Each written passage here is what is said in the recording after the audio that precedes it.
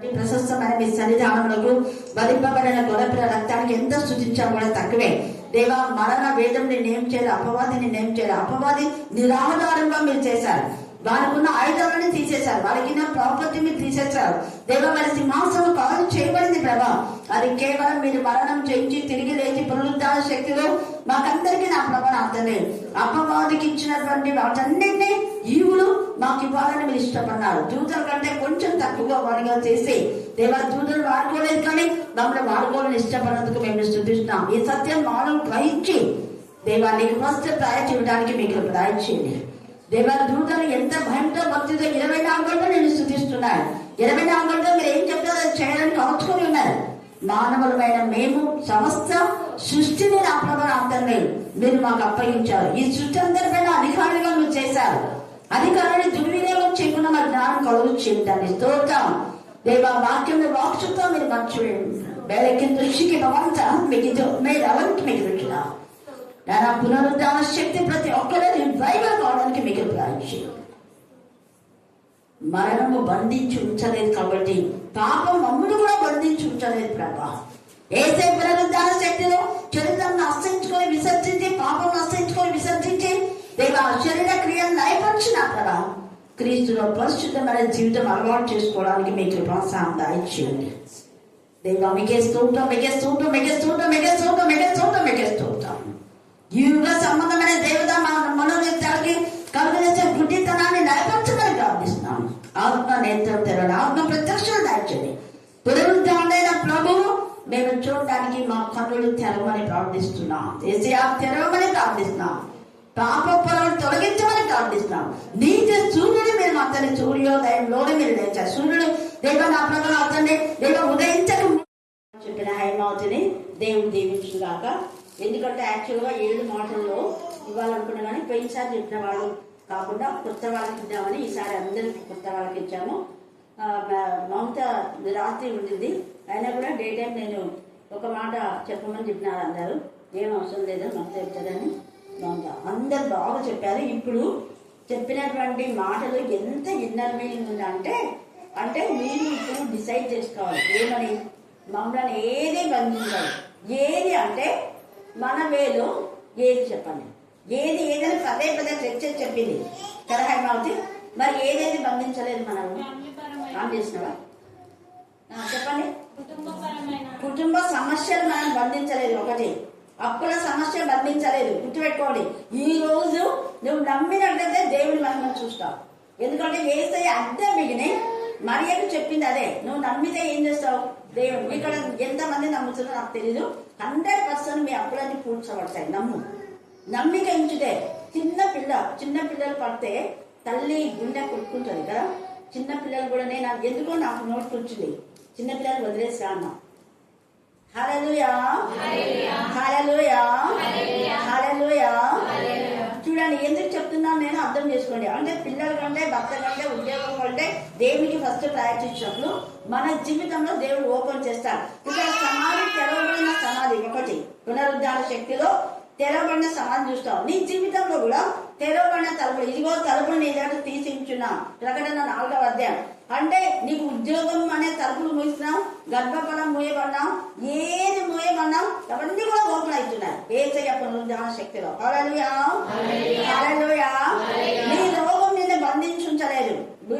అక్కడ ఇవన్నీ కూడా మన మధ్యలో ఉన్నాయి. ఉదాహరణ మేరీ టీచర్ చనిపోయింది అన్నారు, అక్క చేసింది ప్రార్థన కదా. ఆమె మరణం బంధించిందా? లేదు. అందరిని పిలిచినాడు అన్న. ఇంకా లాస్ట్ అనే బాగా వచ్చినా నేను అన్నాను, ఎందుకంటే నీకు అంత నమ్మకం లేకపోయిందా అని. సజీవ సాక్షిగా అక్క మన మధ్య ఉంది. అంటే మరణంలో ఆమె కూడా అంటే దేవుని పిల్లలు ఎవరిని బంధించలేదు. గుర్తుపెట్టుకోండి. ఒకవేళ మనం క్రీస్తునందుని చనిపోయినామే అనుకో, అది మరణం కాదు. అది ఏదని చెప్పింది నిజంగా. అంటే జస్ట్ మనకు షెల్టర్ ఇస్తాడు దేవుడు. కొన్ని రోజులు 2 రోజులు కష్టపడినా విశ్రాంతి తీసుకోవాలి. కాబట్టి ఇవన్నీ కూడా మనకు గుర్తుపెట్టుకొని మన జీవితంలో తెరవబడిన సమాధిలో ప్రతిదీ తెరవబడుతుంది. అది పునరుద్ధాన శక్తిలో. తర్వాత యేసు ప్రభు లేవడము ద్వారా సృష్టి యావత్తు కూడా ఏమైపోయింది అంటే దేవునికి మహిమకరమైన విధంలో ఆహ్వానించింది. సూర్యుడు ఉదయించకముందే యేసే లేవడానికి కారణం ఏంటంటే ఆయన నీతి సూర్యుడు. అందుకే యెషయా 62లో నీతి సూర్యుడు ఉదయించ ఇచ్చును. అతని రెక్కలు మనకేమొస్తాయి? త్వరగా పూర్తి చేయండి. మలాకి 4 చదువుకోండి. ఆరోగ్యం ఇచ్చును అంటే పునరుద్ధాన శక్తిలో ఆయన రోగాన్ని చంపివేసినాడు.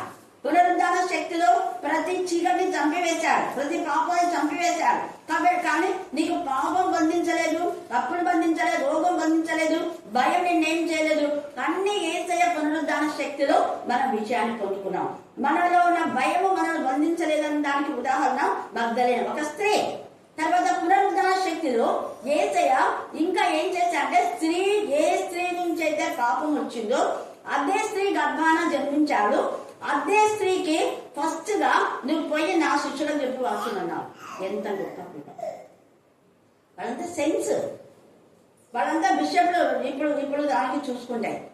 బిషప్లో పోయి నువ్వు వాక్యం చెప్పమ్మా. నువ్వు ఆమె బాగా మాట్లాడిందా? మాట్లాడాలి. పునరుద్ధాన శక్తి, పునరుద్ధాన శక్తి ఆమెను బలపరిచింది. పునరుద్ధాన శక్తి ఆమెను ఎలా బలపరిచింది అంటే ఒక శవాన్ని కూడా ఆయన ఎక్కడ ఉంచినాడో నేను తీసుకుపోతుంది. బలం, తెగింపు ఉంది, నమ్మదనే మనలో విశ్వాసం ఉంది, నమ్మకం ఉంది, నిరీక్షణ ఉంది, బలం ఉంది, ధైర్యం ఉంది. తర్వాత ఒంటరి పోరాటం. ఇప్పుడు అది హైమావతి అందరూ చెప్పింది, మీరు గుర్తు పెట్టుకోండి. కాబట్టి ఈ వాక్యము దేవుడు ఆమెతో మాట్లాడించిన ప్రతి మాటలో శక్తివంతమైన మాట. ఎప్పటికీ లైఫ్ లో మర్చిపోవద్దు. మనం ఎవరి వాక్యం చెప్పినా ఆ వాక్యం మనలో ఏం జరిగినా పని చేయాలి. ఫలితం, ఆ ఫలితాన్ని మీరు చూస్తారు. దేవుడు మరి ఇలాగ లేఖ భాగం దీవించి బిడ్డను బహుగా ఆశీర్వదించున్నాక ఆమేన్ ఆమేన్.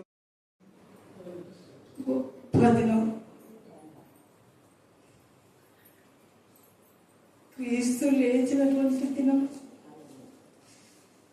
ఆయన పునరుద్ధానమైనటువంటి దినం. మనం ఎన్నో వాక్యాలు మన జీవితంలో నేర్చుకుంటాం, కానీ ఈరోజు దినం చాలా స్పెషల్. దేవుడు అందరినీ పేరు పేరున అందరినీ దీవించడం కాక, మరి దేవుడు మనందరి పట్ల చూపిన కరుణను బట్టి ఈ సంవత్సరం అంతా కూడా వాళ్ళందరినీ మంచి ఆశీర్వాదంతో వాళ్ళందరినీ ఆశీర్వదించి మనకు ఇచ్చిన వరం బట్టి దేవుడు దీవించను గాక. ఆమేన్ ఆమేన్ ఆమేన్. అలాగే పెద్దలు సలం టీచర్ గారికి, సంఘంలోని అందరికీ కూడా ఈస్టర్ శుభాకాంక్షలు. ఈ సందర్భంగా ఒక వాక్యం చదువుకున్నాను. కొరింథీయులకు రాసిన మొదటి పత్రిక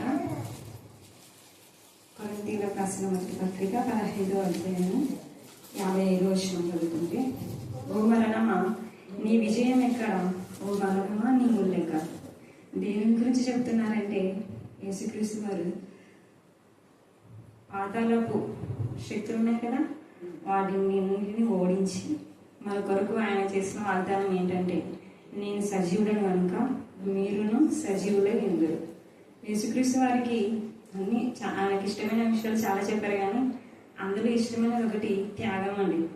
ఆయన నుంచి మనం నేర్చుకోవాల్సిన విషయంలో ఒకటి త్యాగం. ఈరోజు యేసుక్రీస్తు వారిని మనం అంగీకరించాం కదా, క్రైస్తవులమైనందుకు మనం వింటున్నాం కదా బయట పరిస్థితులు. మనం చాలా రిజర్వేషన్లు కోల్పోబోతున్నాం, భవిష్యత్తులో అనేక శ్రమ కూడా రాబోతున్నాయి. కాబట్టి యేసుక్రీస్తు వారు మనకు ముందే చెప్పేశారు, మీరు వాటన్నింటిని భరించండి, మీ కొరకు అక్షయమైన కిరీటం మేము ఉంచుకున్నాను. ఈ విషయాన్ని మనం అందరం సందర్భంగా గుర్తు చేసుకోవాల్సిందిగా మీకు తెలియజేస్తూ నేను ఇస్తున్నాను. మరి పరిశుద్ధ గ్రంథంలో లూకాసు వార్త 24వ అధ్యాయం 46వ వచనంలో వ్రాయబడినట్లుగా, క్రీస్తు శ్రమపడి 3వ దినమున మృతులలో నుండి లేచాడు. కాబట్టి మరి క్రీస్తు మన కోసం మృతులలో నుండి లేచిన విధానాన్ని బట్టి సలం టీచర్ గారికి, నా తోటి సహవాసులందరికీ పునరుత్థాన పండుగ శుభాకాంక్షలు తెలియజేస్తూ ముగిస్తున్నాను. చేతులు గాని నిన్ను విడిపించుటకు నేను నీకు తోడయ్యుందును ఉన్నందున వారు నీ పైన విజయం పొందజాలరు. ఇదే యెహోవా వాక్కు. దేవుడి వాక్యాన్ని మనందరి హృదయంలో ఫలింపజేయగాక. ఆమేన్ ఆమేన్ ఆమేన్. మీ అందరికీ ఈస్టర్ శుభాకాంక్షలు.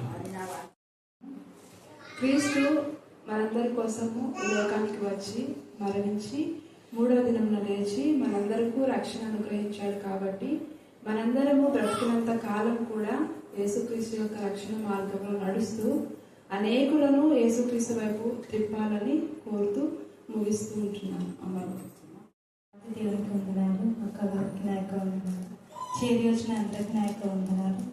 మరి ఈరోజు మెయిన్గా ప్రాముఖ్యంగా ఉన్నటువంటి మరి పునరుద్ధానం గురించి మనం చూసి ఉన్నాం. మన పితరులు కూడా ఏ రీతిగా నమ్మిక కలిగి ఉన్నారో అదే విధంగా క్రైస్తవులమైన మనం ప్రతి ఒక్కరూ అదే నమ్మిక కలిగి మరి మరణ పర్యంతం వరకు ఆయన కొరకే నిరీక్షణ కలిగే విధంగా మనం జీవించాలని కోరుకుంటూ మరి పునరుద్ధానం యొక్క శుభాకాంక్షలు అందరికీ తెలియజేస్తాం. ప్రతి ఒక్కరికి, సొలమక్క గారికి, మీరత్త గారికి, అలాగే పెద్దలకి, యవనస్తులకి, స్త్రీలకు అందరికీ పునరుత్థాన శుభాకాంక్షలు. అని పేరు సమాధానపు కర్త. మళ్ళీ ఇంకొక చోట ఏమంటాడంటే ఆయన, నేను సమాధానం కలుగజేయడానికి వచ్చినానని మీరు అనుకుంటున్నారా? కాదు. మీకు అంటే ఎవరికైతే సమాధానం, ఎవరికి సమాధానం, రెండు సమాధానం ఇచ్చే వారికి సమాధానం ఇస్తాడు, దేవునికి విరోధులైన వారికి అసమాధానం. ఆ రెండు మనం యొక్క యోహాను సువార్త 20వ అధ్యాయంలో మనం చూస్తున్నాం. యేసయ్య ఎప్పుడు వచ్చాడు? ఇప్పుడు సాయంకాలం. అంటే ఇప్పుడు మనం సాయంకాలం ప్రార్థన, మధ్యాహ్నమో ఉదయ ప్రార్థన. నేను 3 సార్లు చెప్పాను కదా. ఆదివారం రోజు అంటే ఈ స్పెషల్ పునరుద్ధానం రోజు 3 మార్లు దేవుని నామమును గణపరుస్తూ ఉంటారు. ఆదివారము సాయంకాలంలో శిష్యులు యూదులకు భయపడి, ఎవరికి భయపడినా అంట? యూదులకు ఎందుకు భయపడినారు? వాళ్ళంతా కన్నింగ్స్ అన్నమాట. అంటే ఎప్పుడు ఏం చేస్తారో మెంటల్. యూదులు అంటే ఇంకా చెప్పాలనుకుంటే అవివేకులు, మెంటల్ అనమాట, పిచ్చి. వాళ్ళకి ఎప్పుడు ఏం చూస్తే అది చేస్తూనే ఉంటారు. యూదులకు ఎందుకు భయపడినారు అంటే ఇక్కడ కింద చూడండి, ఆ శిష్యులు వాళ్ళు వచ్చి ఆయన లేచినాడు అని చెప్పేసరికి వాళ్ళు ఏం చేస్తారంటే యేసయ్య లేలేదని మీరు పోయి చెప్పండి అని డబ్బులు ఇచ్చి వాళ్ళకు అబద్ధ మాట చెప్పడానికి, మీరు మత్తయి, మార్కు ఇవన్నీ చదివితే మీకు అక్కడ తేటన ఉంటుంది. యేసయ్య లేచినాడు అంటే లేదు, మీరు పోయి ప్రభు దూత వచ్చి పైనుంచి వచ్చి రాయి తీసేస్తే మేమంతా మూర్ఛమై పడిపోయినాము అని చెప్తారు సిగ్గు లేకుండా. అంటే మీరు ఎంత కఠినంగా పెట్టినా కూడా మేమంతా పోయి పడిపోయినాము, ప్రభు దూత వచ్చింది చాలా ప్రకాశం అంది, మా కళ్ళంతా ఇదైపోయినాయి మేము అని చెప్తే, అలాగే ఏం కాదు, మీరు పోయి డబ్బులిచ్చి వాళ్ళకు, పెద్దలకు, ప్రధాన యాజకులు ఎవరెవరైతే యేసుని సెలవు వేశారో వాళ్ళంతా మీరు పోయి చెప్పండి, యేసును శిష్యులు నిద్రపోతుంటే యేసు నిద్రపోతున్నట్ట. చచ్చిపోయినాడని తెలుసు, సమాజ్ చేసినాడని తెలుసు, కానీ వీళ్ళు అబద్ధ బోధన నిద్రపోతున్నారు. మన వాళ్ళు కూడా సగం కలిపి చెప్పే బోధలు ఉంటాయి. యేసయ్య నిద్రపోలేదని అందరూ తెలుసు, కానీ అక్కడ ఇంకో కాన్సెప్ట్ మనం చెప్పొచ్చు. నిద్రపోతున్నాడంటే బ్రతికలోనే నిద్రపోతాడు, చచ్చిపోయినా నిద్రపోతారా ఎవరైనా? ఆయన నిద్రిస్తుంటే వాళ్ళ నోటి నుంచే దేవుడు ఎలా మాట్లాడిస్తున్నాడు చూడు. చచ్చిన శవాన్ని తీసుకుపోయినాడు అనటంలా, వాళ్ళు శవము అనటంలా. ఆయన నిద్రపోతుంటే అంటే ఆయన లేస్తాడని వీళ్ళకి కూడా తెలుసు, లేస్తాడని తెలుసు, లేచాక వాళ్ళ కథ వేస్తాడని తెలుసు, అన్నీ తెలిసి కూడా చేస్తారు. మనం కూడా చాలా మంది వాక్యం తెలుసు, వాక్యం చెప్తారు, ప్రార్థన చేస్తారు, ప్రార్థనలు తెలిసి తక్కువ చేస్తుంటారు. తెలిసి చేసిన వాళ్ళకు భౌతికంతా కలవడమే, సమాధానమే ఉండదు. అయితే ఇక్కడ తెలియక ఏదైనా మనం చేస్తే అలాంటి వాళ్ళకు యేసయ్య మీకు సమాధానం కలుగుగాక అన్నాడు. అంటే ఈ శిష్యులు తెలియక అనే మాట అర్థం ఏంటంటే, ఈ యూదులు యేసయ్యనే ఇలా చేశారు, దేవుని కుమారునే, మనల్ని ఏం చేస్తారో ఏమన్నా భయంతో వాళ్ళు యూదులకు భయపడి తాము కూడి ఉన్న ఇంటి తలుపులు మూసుకొని ఉండగా ఒక అద్భుతం ఇక్కడ జరుగుతోంది. తలుపులు మూసినట్టే ఉన్నాయి. తలుపులు చేసినారా ఎవరైనా? గట్టిగా మూసుకున్నారంటే బోల్డ్ పెట్టుకున్నారు. బోల్డ్ పెట్టిన తర్వాత ఎవరైనా మన మధ్యకు వచ్చినారనుకో ఎట్లా చెప్పాలి, ఇంకా భయపడి గావుకేగా వచ్చి తలుపులు వచ్చినా ఎటు వచ్చినారని వీళ్ళు ఎత్తుకబెట్టారు అరుస్తారు. వీళ్ళు మరి అలా వచ్చారో ఏమో తెలీదు. మొత్తానికి మూచి ఉండగా యేసు వచ్చి మధ్య నిలిచి మీకు సమాధానం కలుగుగాక. ఎందుకంటే ప్రతిదీ రావడానికి గ్రంథాలు చాలా అద్భుతాలు చేశారని మత్తయి సువార్తలో కూడా రాయబడింది. వారికి గ్రంథాలు చాలా అని కూడా రాయబడింది అనమాట. కాబట్టి ఇక్కడ కూడా అంటున్నాడు, ఈ యొక్క యోహాను కూడా రాస్తాడు. 30 వచనం చదవండి. 30 మరియు అనేకమైన ఇతర సూచక క్రియలను యేసు తన శిష్యుల ఎదుట చేశారు, అవి ఈ గ్రంథమందు రాయబడి ఉండలేదు. అంటే ఇవి రాయాలంటే గ్రంథాలు కూడా చావలవు అని అర్థం. కొన్ని మాత్రమే మనకు జ్ఞానోదయం కోసం రాశారు. కాబట్టి అక్కడ ఎంతో జరిగింటది. వాళ్ళంతా ఒకవేళ గట్టిగా వచ్చినా వేసే సమాధానం అని చెప్పి ఉండొచ్చు. భూమి మీద ఆయనకి ఇష్టమైన మనుషులకు సమాధానం, ఇక్కడ వీళ్లకు సమాధానం ఇచ్చాడు. కానీ ఇక్కడ దేవుని విరోధులకు మాత్రం ఏం చేయాలో అర్థం కాలేవాడు. కలవరంతో ఊగిపోతున్న వాడు ఏం జరుగుతుందో ఏమో. కానీ యేసయ్య వాళ్ళ కలవరాలని వాళ్ళని వదిలేసి యేసయ్య మాత్రము ఈ యాజకులకు వీళ్ళకి ఎవ్వరు కనపడలేదు. అందుకని వాళ్ళకి డౌట్, మాకు కనపడలేదు, వాళ్ళకి ఎట్లా కనుక్కున్నారు, వాళ్ళు ఏమని చెప్తున్నారు అని వీళ్ళంతా అబద్ధాలు చెప్పడానికి డబ్బులు ఇచ్చి ఇలా చెయ్యండి అంటారు. మత్తయి సువార్తలో చూడండి 28వ అధ్యాయంలో ఆ మాట తేటగా రాయబడింది. మీరు అందుకే 4 సువార్తలు చివరి అధ్యాయం చదువుకుంటే యేసయ్య పునరుద్ధాన యొక్క శక్తిని, ప్రభావాన్ని మనకు చాలా బాగా అర్థమవుతాయి. 28వ అధ్యాయం 11 వచ్చిన చదవండి. వారు వెళ్ళుచుండగా కావలి వారిలో కొందరు పట్టణంలోనికి వచ్చి జరిగిన సంగతులన్నింటినీ ఎవరు చెప్పినారన్న ముందరా సంఘాలను, దేశాన్ని పాడు చేసేది ఎవరంటే ఈ యాజకులు. ఇక్కడ ఈ యాజకుల దగ్గరికి వచ్చినారు. ఎందుకంటే వాళ్ళే ఏదైతే శిల వేయించినారో వాళ్ళే సమాధి మరి భద్రం చేయించి రాణవార్తో చెప్పి దానికంతా సీల్ వేయండి కానీ పెద్ద రాయి కొన్ని వందల మంది దాన్ని తీస్తే తప్ప, అలాంటిది సైనికులతో పాటు ఆ యొక్క రాత్రి పొర్లించి మరి దానికి సీల్ వేసి ఎన్ని ముద్దలు చేసినారు. మరి ఎన్ని చేసినా అన్ని అంతే. హల్లెలూయా, హల్లెలూయా, హల్లెలూయా, హల్లెలూయా. వాళ్ళకు అసలు తల దిమ్మెక్కిపోతుండే. ఇంత ఇదిగా కావలను పెట్టి ఆ పెద్ద రాయిని అంత స్టీల్ వేస్తే ఏమి ఇట్లా శిష్యులు తీసుకోలేరు. తర్వాత ఎవరు తీసుకుంటారు, ఎవరు షాక్ అయిపోతున్నారు వాళ్ళు. అయితే వీళ్ళు చెప్తున్నారు కాబట్టి వారి పెద్దలతో కూడి ఆలోచన చేసి ఆ సైనికులకు చాలా ద్రవ్యం అంట ఏం ఇచ్చినారంట, చాలా ద్రవ్యం ఇచ్చినారు. వాళ్ళు వచ్చి చెప్తున్నారు పరలోకం నుండి ఒక దూత వచ్చింది, రాయి పొల్లించి దాని మీద కూర్చున్నాను. అప్పుడు మహాభూకంపం కలిగను. ఆ దూత స్వరూపం మెరుపువల ఉండెను. అతని వస్త్రము హిమమంతా తెల్లగా ఉండెను. అతనికి భయపడటం వలన కావలి వారు వనికి చచ్చిన వారి వలె ఉండేది. అక్కడ ఉన్నది కావలి వాళ్ళే, మిగతా వాళ్ళు ఎవరికి ఇదంతా సిచ్యువేషన్ తెలియదు. కావలి వాళ్ళకు ఒక ప్రభు దూత అని అంటున్నారే కానీ ఒక వెలుగులాగా వాళ్ళకు అనిపించింది. అయితే వాళ్ళంతా మళ్ళీ వాళ్ళలో కొంతమంది తేలికొనిపోయి ఈ విషయం చెప్పారు. చెప్తే యేసు ప్రభు పండుకొని ఉంటే నువ్వు తీసుకుపోయినా చెప్పాడంటే చాలా ద్రవ్యం ఇచ్చిన అంట.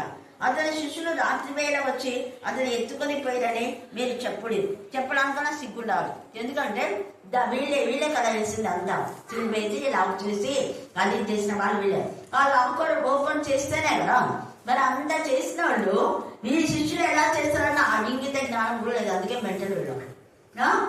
అంటే తల అంతా బాగుంది, ఎంత ఇదిగా బద్దలైపోతుంది. వాళ్ళకు కలవరం వచ్చేస్తుంది, నిద్ర రాకుండా ఏంటి ఏం చేయాలా, ఒకవేళ వీళ్ళు డబ్బులు తీసుకొని చెప్తే నమ్ముతారా లేదా ఏనో అలాగే వాళ్ళకి సమాధానం లేదు. అక్కడ చెప్పిన పని వెళ్దాం మేము అతన్ని సమ్మతి పరిచి ఒకవేళ అధికారి ఏమన్నా అంటే అతనికి మేము చెప్తాను అయితే ఇదంతా చాలా ఉంది మీరు చదువుకోండి.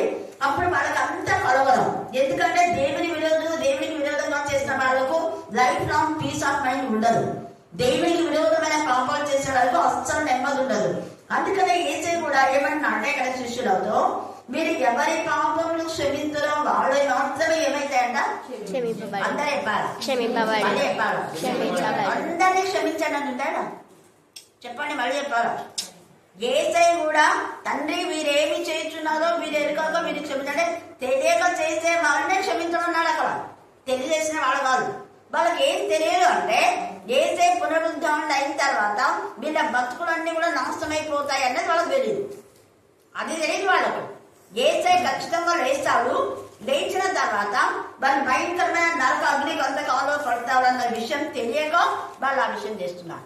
కానీ తెలిసిన వాళ్ళు ఎవరు అంటే ప్రధాన యాజకులు, వాళ్ళకి అన్ని తెలుసు, తెలిసి కూడా వాళ్ళు చేస్తున్నారు. తెలియని వాళ్ళు ఎవరు రానువారు వీళ్ళు ఏం చెప్తే అది చేస్తారు. దాని వాళ్ళంతా కొరడా ఏమంటే చేస్తారు. వాళ్ళంతా మూర్ఖంగా సైనికులు కాబట్టి వాళ్ళు ఏం చెప్పంటే మూర్ఖంగా చేస్తూనే ఉంటారు. వీళ్ళు ధర్మశాస్త్రం తెలుసు, వీళ్ళకి తెలియక చేసిన వాళ్ళు వీళ్ళు. వాళ్ళని క్షమించారు, శతాధిపతి ఇలాంటి వాళ్ళ దగ్గర ధర్మశాస్త్రం ఉండదు. వాళ్ళు ఏం చెప్తే అది చేస్తారు. వాళ్ళ కోసమే ప్రార్థన చేసినాడు. అందుకనే శతాధిపతి యొక్క హృదయం దేవుడు తెచ్చాడు. శతాధిపతి అంటాడు కదా, నిజంగా ఈయన ఎవరు? దేవుని కుమారుడు. అయితే యేసయ్య ఎప్పుడైతే చనిపోయాడో, ముందే చనిపోయిన విషయం తెలిసిన వెంటనే అందరూ షాక్ అయిపోయింది. వీళ్ళిద్దరు కాలు కొట్టించారు. యేసయ్య కాలు కూడా కొట్టించడానికి వాళ్ళకు మరి ఇది చాలేదు. ఊకే ఇలాగా పొడిస్తే వెంటనే ఒక చుక్క రక్తము వచ్చే, నీరు రక్తం అన్న ఒక్కటే చుక్క.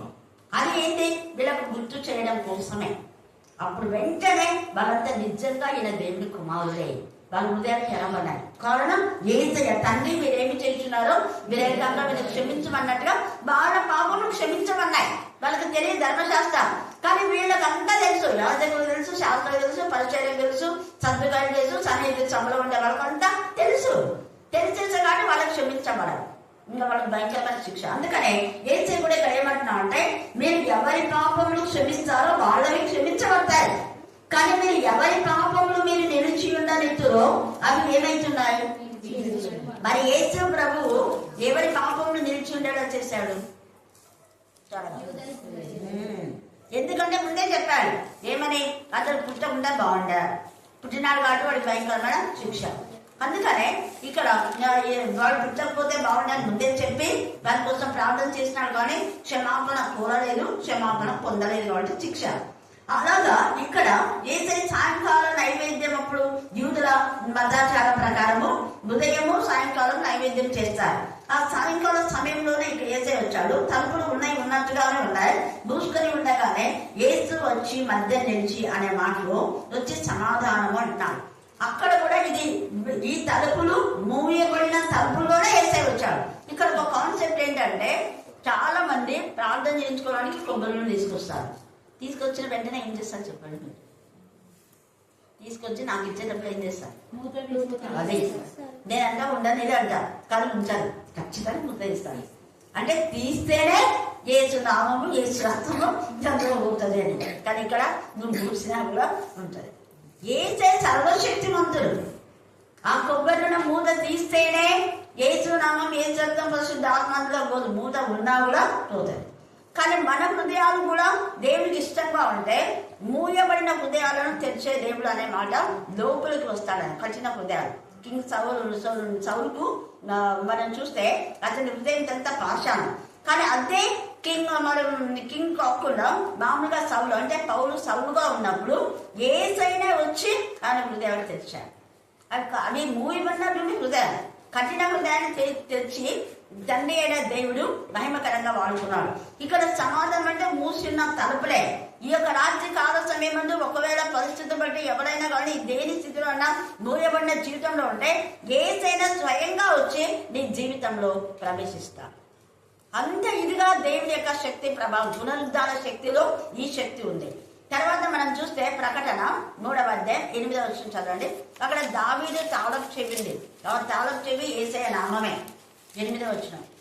నీ క్రియలను నేను ఎరుగుదును, నీ క్రియలు నేను ఎరుగుదును, నీకున్న శక్తి కొంచెమై ఉండినను నీవు నా వాక్యమును గైకొని, నీవు నా వాక్యం గైకొని నా నామము ఎరుగనలేదు. అది నామం ఎరగడం లేదు. దేవుడు ఇచ్చిన సమయాన్ని యూజ్ చేసుకున్నాం. మనం యూజ్ చేసుకోకుండా ఉండలేదు, అది దేవుడికి తెలుసు. మనం ఎన్నిసార్లు దేవుడు ఇచ్చిన సమయాన్ని యూటిలైజ్ చేసుకుంటున్నాం. మనం చూస్తే ప్రతిరోజు రాత్రి 7 నుంచి 9 దాకా ఉంటుంది. ఎన్ని మార్లు మనం ఉపయోగిస్తాం? దేవుడి ఎక్కువ ఉంటుంది. 24 గంటలు ప్రతిరోజు 3 గంటలు ఇవ్వాలి. కనీసం గంటలను ఇస్తున్నామా దేవుడికి సమయం? అంటే మనం అంటాం మేము వ్యక్తిగతంగా ఎంత ప్రార్థన చేసినా సహవాస ప్రార్థన చాలా ప్రాముఖ్యం. అసలు తండ్రి అయిన దేవుడు కోరిందే సహవాసం. అందుకే ఒక్కరు ఉండాలి, 2 లేక 3 ఎక్కడ ఉంటారో అక్కడ నేను ఉంటానన్నా. ఒక్కరు ఉన్నప్పుడు ఉండడానికి కాదు, ఉంటాడు. కానీ సహవాసం అనేది దేవునికి ఎంత ఇష్టమో.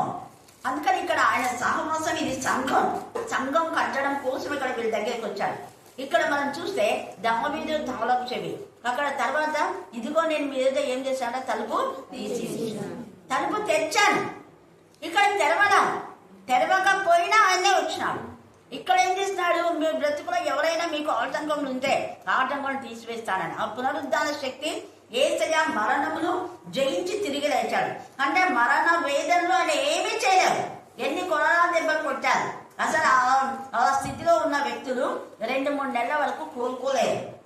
కానీ ఏమీ ఆయనను బంధించలేదు. మరణం బంధించలేదు, సమాధి బంధించలేదు. సమాధి రాయి మూసారు కదా, ఆ రాయి బంధించలేదు. తెరవబడింది, రాయి తెరవబడింది, సమాధి తెరవబడింది.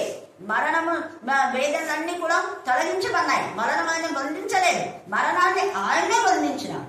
హల్లెలూయా, హల్లెలూయా, హల్లెలూయా, హల్లెలూయా, హల్లెలూయా. హల్లెలూయా. మరణము అంటే పాపం, పాపాన్ని బంధించేశాడు, అపవాదిని బంధించేశాడు. భూమి కింది భాగంలోకి వెళ్ళి అపవాదిని బంధించి నోరు మూసుకో, ఇక మీద నా పిల్లలకు మరణం తెచ్చా, మళ్ళా వాళ్ళు లేస్తారు. ఆయన నిజంగా మొదటి పునరుద్ధానంలో ఆయన పాలు పొందాడు. ఆయన ప్రాణము విడిచి ఆత్మను అప్పగించబడే విడిచిన ఆ యొక్క ప్రాణము భూమి కింది భాగంలో ఉన్నటువంటి మృతులు ఆయన స్వరాన్ని విన్నాయి. గౌ కేక వేశాడు. ఆ కేకకు సమాధులలో ఉన్నటువంటి ఆ మృతులు అంటే అబ్రహాము రొమ్ములో ఉన్న వాళ్ళందరూ విన్నారు ఆ కేక. అపవాదికి గుండెలు గడుచుకున్నారు. వెంటనే యేసయ్య ఒక చేతితో తన రక్తాన్ని, ఇంకో చేతితో అపవాది వెంటనే ఎప్పుడైతే ఆత్మ తండ్రి చేతికి అప్పగించాడో వెంటనే అపవాది కిందికి పడిపోతుంది. కిందికి పన్నటువంటి ఆ దురాత్మ సైన్యం అంతా ఎడమ చేతిలో పట్టుకొని పోయి దాన్ని జుట్టు పట్టుకపోయి కింద బంధించేసి, ఇక మీద నా పిల్లలు ఎవ్వరు నీ మరణానికి లోనవ్వరు. వాళ్ళకు శారీరక మరణమే కానీ ఈ రెండవ మరణం ఉండదు. శారీరకంగా వాళ్ళు చచ్చిపోయినా నేను మళ్ళీ లెప్తాను. నువ్వు తెచ్చిందే మరణం, ఆది కాండంలో నువ్వు తెచ్చింది మరణం. కానీ ప్రకటన గ్రంథము నిత్య జీవము ఉంది. ప్రకటన ఆది కాండము ప్రకటన రెండు క్లారిటీ. అక్కడ జీవవృక్షం ఉంది, ఇక్కడ జీవవృక్షం ఉంది. అక్కడ సముద్రం ఉంది, ఇక్కడ సముద్రం ఉంది. అన్ని కూడా ఆది కాండంలో ఏమున్నాయో అవన్నీ ప్రకటన. అంటే ఆ ఆది కాండంలో అపవాదు చేసిన క్రియ లైఫ్ వచ్చి ప్రకటన గ్రంథంలో నిత్య జీవము దేవుడు మనకిస్తున్న విషయాన్ని అక్కడ తెలియజేస్తాను. అందుకే ఇదిగో నీ ఎదుట నేనేం చేశాను, తలుపు ఎంత చక్కగా పరిశుద్ధ. అందుకే సమాధానం. ఆయన ప్రిన్స్ ఆఫ్ పీస్ అంటే సమాధానం. ఆ సమాధానం ఎవరికి అంటే భూమి మీద ఆయనకి ఇష్టలైన మనుషులకు. ఇక్కడ మొదటిసారి సమాధానం చెప్పాడు. తర్వాత ఇంకొకసారి కూడా ఆయన ఏమంటున్నాడు, మరలా ఇంకా ఎవరైనా వాళ్ళు అసమాధానంగా ఉంటే మరలా రెండవసారి కూడా వాళ్ళకి సమాధానము అనే మాట మళ్ళీ చెప్తున్నాడు. చూడండి 26వ వచనం చదవండి. 8 దినములు అయిన తర్వాత ఆయన శిష్యులు మరలా లోపల ఉన్నప్పుడు తోమా వారితో కూడా ఉండేది. తలుపులు మూయబడి ఉండగా యేసు వచ్చి మధ్యన నిలిచి మీకు సమాధానం కలుగాక అన్నాను. ఇప్పుడు ఎందుకు ఈ సమాధానం చెప్తున్నాడు? అక్కడ చెప్పినాడు సమాధానం, ఇక్కడ ఏం చెప్తా, అక్కడ లేడు. ఎవరు లేరు? తోమా. అందుకనే ఇక్కడ ఏం చేస్తున్నాడు, మరలా వచ్చినాడు. మరలా వచ్చి తోమా కోసం అంటే ఒక్క ఆత్మ నశించడానికి యేసయ్యకు ఇష్టం లేదు. కానీ ఇస్కరియోతు యూదా లోకస్తులు కాబట్టి వాడి బ్రతికింగ్ అంతే, నాశనం కోసమే వాళ్ళు పుట్టాడు కాబట్టి వాడు నశించాడు. కానీ మిగతా వాళ్ళు ఏ ఒక్కరిని ఆయన పోగొట్టుకోలేదు కాబట్టి మరలా ఇక్కడ సమాధానం కలుగువాక అని. తర్వాత తోమా ఏం చేస్తున్నాడు చూచి, నీ వ్రేలు ఇటు చాచి అంటే అన్నాడు, మాకు యేసయ్య కలుపున్నాడు, మాకు వచ్చి సమాధానం చెప్పాడని మీరంతా చెప్తే నేను నమ్మనబ్బా, నేను నమ్మ యేసయ్య చూచి మళ్ళీ ఆయన చేతులలో వేలు పెట్టి ఎంత బాగా. ఆ గాయాలలో మనం ఎవరైనా వేలు పెడితే ఎంత నొప్పుతుంది. యేసయ్యకు మేకులు కొట్టింది ఇక్కడ అని చూపిస్తుంటారు మన ఫోటోలలో, ఇక్కడ కాదు ఇక్కడ. అంటే మా డాక్టర్ పట్టుకునేది మనకు నాడీ వ్యవస్థ ఇక్కడనే కాబట్టి ఇక్కడ కొట్టాడు మేకులు. ఈ మణికట్టు దగ్గర కొట్టాడు, చాలా పెయిన్ ఇది. ఇక్కడ కొట్టడం కంటే ఇక్కడ కొడితే ఎంత పెయిన్ అంటే మొత్తం నరాలన్నీ లాగేస్తాయి. ఇక్కడ కొట్టాడు. ఈ వేళ్ళల్లో ఈ గాయంలో వేలు పెట్టి చూస్తాంట ఎంత బాధ. అంటే మనం కూడా తోమాలాగా ఉన్నామేమో, యేసయ్యను మరలా సెలవేస్తున్నామేమో, గాయాలను మరలా రేపుతున్నామేమో. ఆ వేలు పెట్టమంటే మరలా రేపడమే కదా, రేపే. అయితే యేసయ్య కూడా బాధ అయినా పర్వాలేదు నేను భరిస్తాను, కానీ నువ్వు అవిశ్వాసి కావచ్చు. ఎంత ఇది మనకు విశ్వాసం కలగజేయడం కోసం యేసయ్య మరలా బాధ అయినా కూడా నీ వేలు పెట్టి చూడు అంటున్నాడు. నీ వేలు ఇటు చాచి నా చేతులు చూడుము, నీ చెయ్యి చాచి నా ప్రక్కలో ఉంచి. ఎంత గుండె పగులుతుంది. ఒక గాయం దగ్గర నీ వేలు పెట్టని మనం ఏంటంట ముట్టుకొద్దు అంటాం, పెయిన్ అంటారు. కానీ యేసయ్య నా ప్రక్కలో కూడా వేలు పెట్టు, చేతుల్లో పెట్టు, పక్కలో పెట్టు, చూసి నమ్మకుండా ఉండవద్దు, నమ్ము. ఎంత బాగా చెప్తున్నాడు చూడండి. నీ చెయ్యి చాచి ప్రక్కలో ఉంచి అవిశ్వాసి కాక విశ్వాసమై ఉంటున్నాడు. ఇంకా ఆ మాట గుండె పగిలిపోయింది. అందుకనే అందుకు తోమా ఆయనతో నా ప్రభువా నా దేవా అని. యేసు నీవు నన్ను చూసి నమ్మితివి, చూడక నమ్మిన వారు ధన్యులని అతను చూసి. ఈ యొక్క రాత్రి కాల సమయమందు చూడక నమ్మిన వాళ్ళే ధన్యులు. చూడక అనే మాటలో చాలా కాన్సెప్ట్ ఉంది. అంటే రోగం వచ్చి బాగైతేనే నమ్మడము. చాలా మంది అంటారు నాకు బాగైతే నేను ఇంకెప్పుడు వస్తా. అసలు ఆ పదమే వాడకూడదు.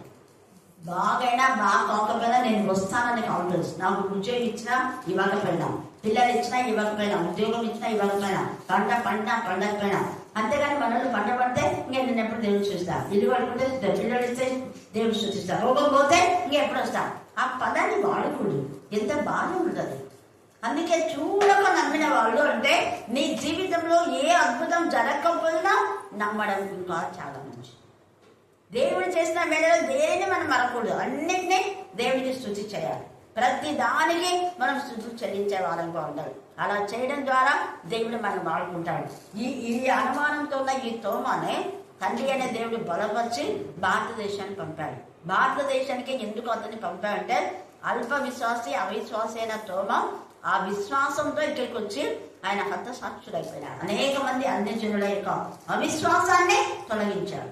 అనేక మంది అన్ని జనుల్లో ఉన్నటువంటి అపనమ్మకాన్ని, అవిధేయతను, క్రూరత్వాన్ని తొలగించడానికి తండ్రి అనే దేవుడు ఈ తోమాను ఒక గొప్ప సాధనంగా భారతదేశంలో వాడుకున్నాడు. కాబట్టి రాత్రి కాల సమయమందు దేవుడు మనకు సమాధాన సంతోషాన్ని కలుగు చేస్తున్నాడు. అందుకే ఇక్కడ సమాధానం కలుగు బాబా అని చెప్తేనే వాళ్ళు ప్రభువు చూసి సంతోషించే ఈ యొక్క పునరుద్ధానం ముందు మన ప్రభువులో ఆనందించే వారు. తిండిలో మరి తర్వాత అందరి జనాలను చూసి ఆనందించడం కాదు, బట్టలు చూసుకొని ఆనంది ప్రభువులో, వాక్యంలో. ఆయన వాక్యం చదివి వాక్యం చెప్పి ఆయన పాడి ఆయన గణపరిచి మహింపరిచి ఆయనలో ఆనందించినప్పుడే మనకు సమాధానం. వేరే లోకంలో దేనిలో ఆనందించినప్పుడు సమాధానం ఉండదు. అందుకే ఈ శాస్త్రీయ పరిశీలన యాజకులు సమాధానం లేదు కాబట్టి కలవరంతో వారి పిచ్చెక్కి ఏమేమో చేస్తాడు. డబ్బులు ఇచ్చి ఎంత డబ్బులు ఇచ్చి చూడండి ఏం చేయాలి, ఎత్తుకుపోయినాడు నిద్రపోతుంటే కానీ వీళ్ళకన్నా తెలివిందా అంటే దొంగలు తోడైతారు. ఆ దొంగలు అవివేకంగా మాట్లాడే మాటలు వీళ్ళు కూడా తొత్తులైతారు. అవును ఏసై ఎట్లా నిద్రపోతాడు, చచ్చిపోయినాడు కదా వీళ్ళని అడగారు. వీళ్ళకి డబ్బు అంతే కనపడుతుంది. ఇంత డబ్బు ఇచ్చినాడు ఏం చెప్తారు చేద్దారు. తెలివైనా ఉందా ఏసై చనిపోయినాడు ఎట్లా నిద్రపోతాడు అని అడగాలి. వాళ్ళకు అవివేకుడు అంత వాక్యం తెలిసి అంత తెలిసి కూడా యాజకుడు సిగ్గులా కూడా ఏసై నిద్రపోతుంటే శిష్యులు ఎత్తుకుపోయినాను పో చెప్పుకో అన్నాను అందరూ అవి చెప్పినట్ట. ఎంత అవివేకుడు. కానీ అది ఇప్పటికీ యూదులలో ఉందంట. అంటే కొన్ని అబద్ధపు ప్రచారాలు ఇప్పటికీ ఉంటాయి. కానీ అబద్ధికులకు తగిన శిక్ష దేవుడు ఇస్తారు. అబద్ధం పెద్దలు యెహోవాకు చేయలేదు. మనం ఎల్లప్పుడూ సత్యం చెప్తూ దేవుని బిడ్డలు కావండి. సత్యము సర్వ సత్యంలోనికి నడిపిస్తుంది. సత్యం సమాధానాన్ని నిమ్మలాన్ని మనకు కలుగు చేస్తుంది. సత్యము దేవునికి మనమే కనుక మన జీవితాలను ముందుకు నడిపిస్తాయి. ఆయన పునరుద్ధానుడు. ఆయన జనన మరణ పునరుద్ధానంలో సృష్టి యావత్తు అనేకమైన ఆశ్చర్యాలు జరిగారు. ఆయన మలాకి 4 చెప్పబడిన రీతిగా ఆయన నీతి సూర్యుడు మీరు ఉదయించును అన్న విధానంలో సూర్యోదయం కాకముందే యేసయ్య లేచాడు. హల్లెలూయా హల్లెలూయా హల్లెలూయా. అందుకే నీతి సూర్యుడు ఉదయించాడు. సూర్యోదయం కాకముందే, అందుకే తెల్లవారక ముందే మనం ఈ పనులన్నీ కూడా స్త్రీలు అవి ముగించేసుకుంటారు. సూర్యోదయం కాకముందే ఆయననే నీతి సూర్యుడు కాబట్టి ఆ నీతి సూర్యుల్లో మనం ఆనందిస్తాం. తర్వాత యేసయ్య జననంలో ఏ విధానంలో మరి ప్రపంచం అంతా ఆకాశ శక్తుల్లో మరి ఏవి జరిగాయో అలాగా జననంలో జరిగినాయి, మరణంలో జరిగినాయి, లేచినప్పుడు కూడా పెద్ద భూకంపం కలిగింది. ఆయన పునరుద్ధానుడై లేచినప్పుడు కూడా భూకంపం కలిగింది. మరి తర్వాత ప్రకాశమానటువంటి వెలుగు అక్కడికి వచ్చింది. ఆ వెలుగు వీళ్ళ కళ్ళంతా మరి కప్పేసాయి. కళ్ళంతా గుండె మన చూలి వైపు చూస్తే కళ్ళు మస్కలు అయిపోతాయి. సేమ్ అలాగనే అయిపోయింది. కాబట్టి ఈ సమయం మనం జ్ఞాపకం చేసుకుని యేసయ్య జనన మరణ పునరుద్ధానంలో ఉన్న అద్భుతాలు, ఆశ్చర్యాలు, వింత కార్యాలు, గొప్ప కార్యాలు, సూచకులు దేవుళ్ళు అనబడే ఎవరి జీవితంలో జరగదు. ముక్కోడి దేవతల్లో ఎవరిలో జరగలేదు. ముక్కోడి దేవతలు అనేవాడు వాళ్ళ సమాధి తెరబడినట్లు లేఖన ఆధారాలు లేవు. కానీ యేసయ్య సమాధి తెరబడి ఉన్న లేఖన ఆధారాలు అందరూ చూస్తున్నారు. అందుకే అనేక మంది యాత్రా స్థలంగా ఉంటుంది అన్నాడు. ప్రపంచమంతటా అది యాత్రా స్థలంగా ఉంది యెరూషలేం. అందరు పోతారు, అందరు పోతారు. అదే తిరుపతికి క్రైస్తవులు పోరు. నిజ క్రైస్తవులు ఎవరైనా పోతారా? తిరుపతి చూడికి పోరు. కానీ యెరూషలేంకి అందరు వెళ్తారు. అన్ని మతాల వాళ్ళు వెళ్తున్నారు. స్పెషల్ గా చూడండి పోయి చాలా మంది పూజలు మారారు. కాబట్టి యేసయ్య ప్రత్యక్ష మనకు ఆయన ఏదో ఎక్కడో ఏదో చేసినట్టు కాదు, కానీ ఆయన ప్రత్యక్ష సాక్షులే మనకు సాక్ష్యం ఇచ్చి యోహాను ఇది రాస్తున్నాడు. దేవుడు ఈ లేఖన భాగాన్ని దీవించి ఆశీర్వదించుగాక. ఆమేన్, ఆమేన్.